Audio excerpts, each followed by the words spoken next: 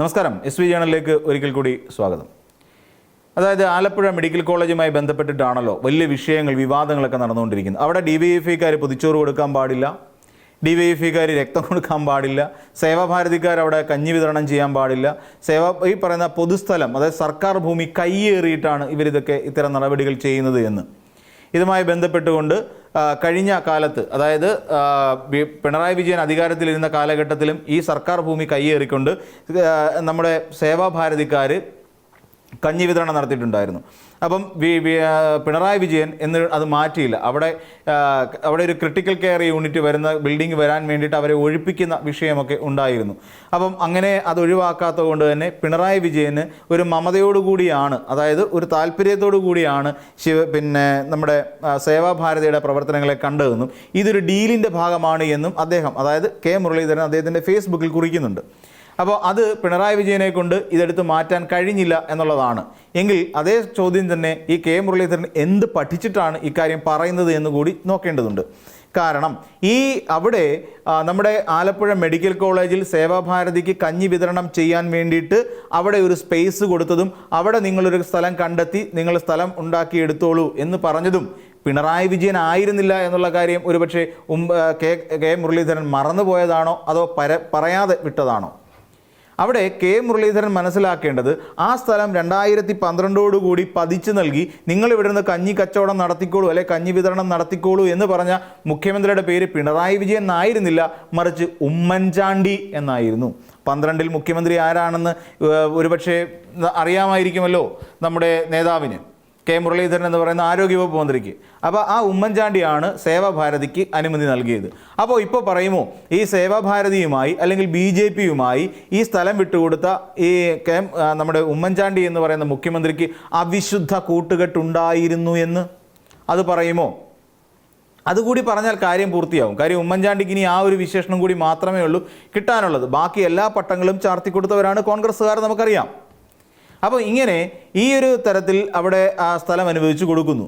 ഇനി ഈ സ്ഥലം അനുവദിച്ചു കൊടുത്തതിന് ശേഷം അവരവിടെ കഞ്ഞി വിതരണം ഏകദേശം ഇത്രയും കാലമായി 2026 വരെയുള്ള കാലഘട്ടത്തിൽ അവർ കഞ്ഞി വിതരണം നടത്തി വരികയാണ്. അതിന് മുൻപ് ഏകദേശം 19 വർഷമായിട്ട് അവർ കഞ്ഞി വിതരണം നടത്തുന്നുണ്ട് എന്നുള്ളതാണ്. അപ്പം ഈ സമയത്ത് അവർ നടത്തി വരുന്നു. ഇനി പിണറായി വിജയൻ എന്തുകൊണ്ടാണ് അവരെ അവിടെ നിന്ന് അടിച്ചോടിക്കാഞ്ഞത് എന്നുള്ളതല്ലേ രണ്ടാമത്തെ ചോദ്യം. അതിന് പിണറായി വിജയൻ എന്ന് പറയുന്ന മുഖ്യമന്ത്രിയും കെ മുരളീധരൻ എന്ന് പറയുന്ന മന്ത്രിയും തമ്മിൽ ഒരുപാട് അന്തരമുള്ളത് കൊണ്ട് തന്നെയാണ്.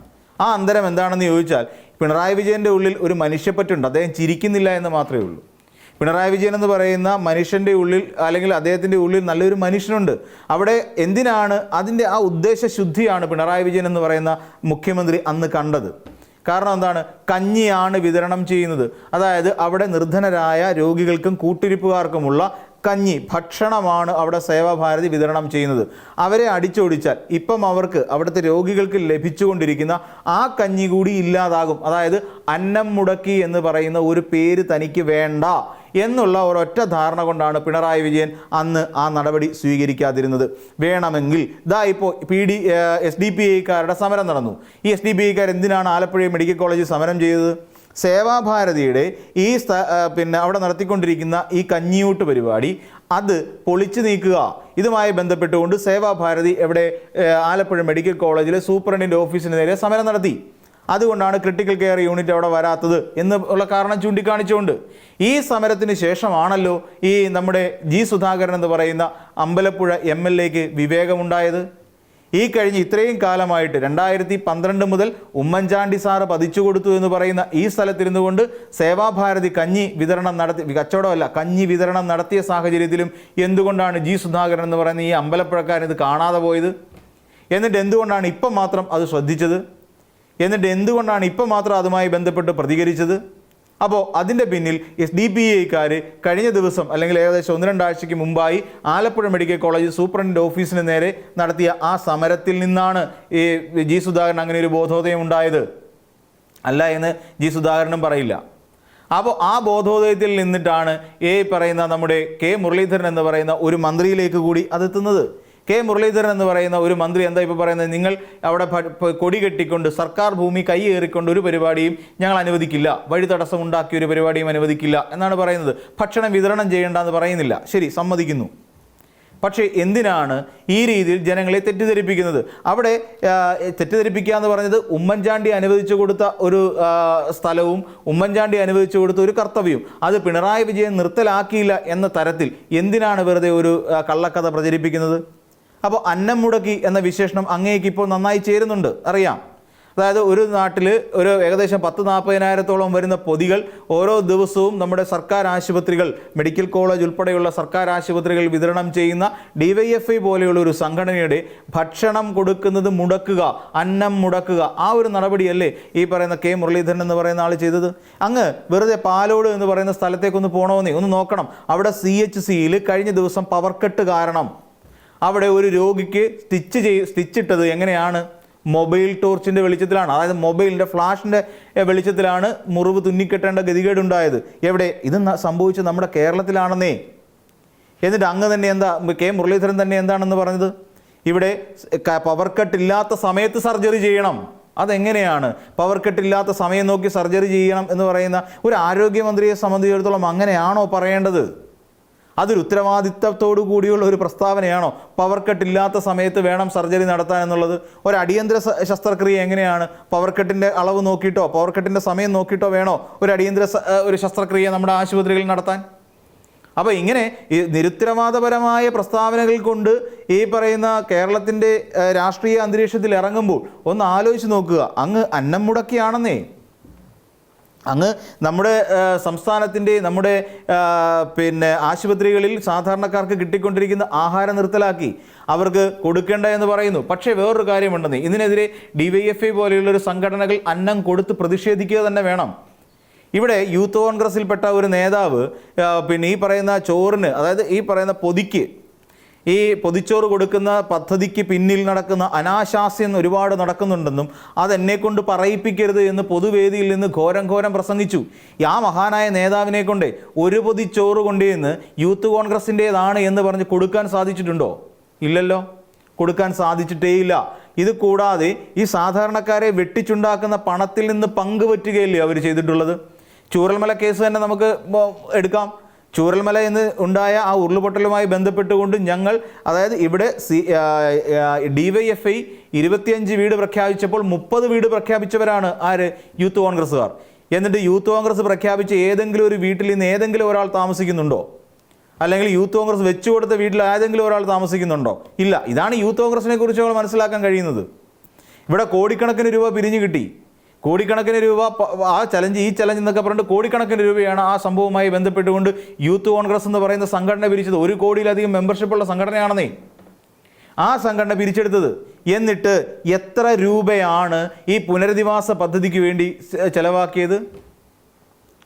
ആളൊന്നൊക്കെ ഒരു 10 രൂപ വെച്ച് പിരിച്ചിരുന്നെങ്കിൽ ഇന്ന് 10 കോടി രൂപ ഈസിയായിട്ട് സമാഹരിക്കാൻ കഴിയാമായിരുന്ന ഒരു രാഷ്ട്രീയ യുവജന സംഘടനയാണ്.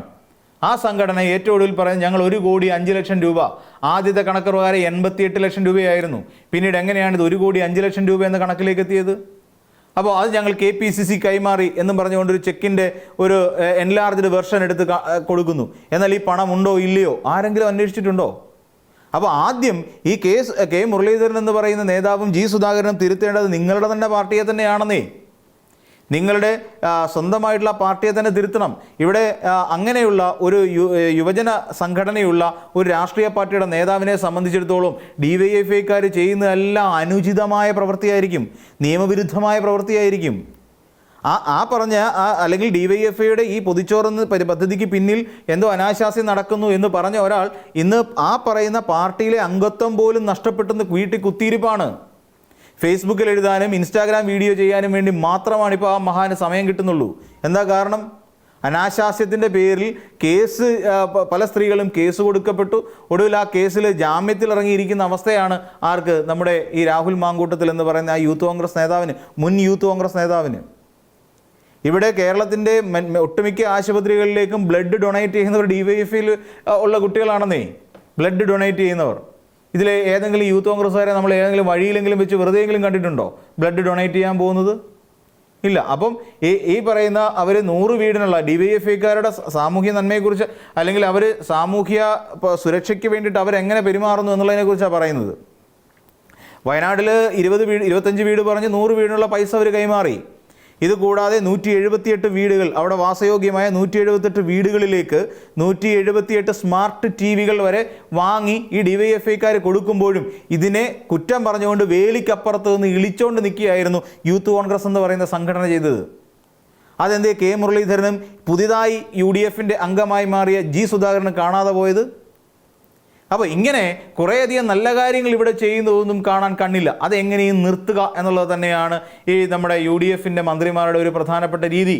ഇവിടെ എന്ത് തന്നെയാണെങ്കിലും നമുക്കറിയാം, സ്ത്രീ സുരക്ഷാ പെൻഷൻ ഇല്ലാണ്ടായി, പ്രവാസി പെൻഷൻ കിട്ടിയിട്ട് 3 മാസത്തോളമായി, ഇവിടെ കറണ്ട് കട്ട് തുടങ്ങി. ഏറ്റവും കൂടുതൽ മന്ത്രിമാർക്ക് തന്നെ പറയേണ്ടി വന്നു, കറണ്ട് പോകാത്ത സമയത്ത്, കറണ്ട് ഉള്ള സമയത്ത് നിങ്ങൾ സർജറി ചെയ്യണം. ആ ഓക്സിജൻ കിട്ടാതെ 2 രോഗികൾ മരിക്കുന്നു കറണ്ട് പോയതിനെ തുടർന്ന്. ഇതൊക്കെ നടക്കുന്നത് നമ്മുടെ കേരളത്തിലാണെന്നേ. ഇതൊക്കെ എന്തുകൊണ്ടാണ് നമ്മൾ തിരിച്ചറിയാതെ പോകുന്നത്? 25 വർഷം മുന്നോട്ട് നമ്മുടെ സംസ്ഥാനത്തെ നയിക്കുമെന്ന് പറഞ്ഞ് അധികാരത്തിലേക്ക് കയറിയ ഈ സർക്കാർ 25 വർഷത്തിനല്ല 50 വർഷം പിന്നോട്ടേക്ക് നമ്മളെ കൊണ്ടുപോകുന്ന കാഴ്ച ഇങ്ങനെ നോക്കി നിസ്സഹായതയോടെ നിൽക്കാനേ നമ്മളെ കൊണ്ട് ഇപ്പോൾ കഴിയുന്നുള്ളൂ.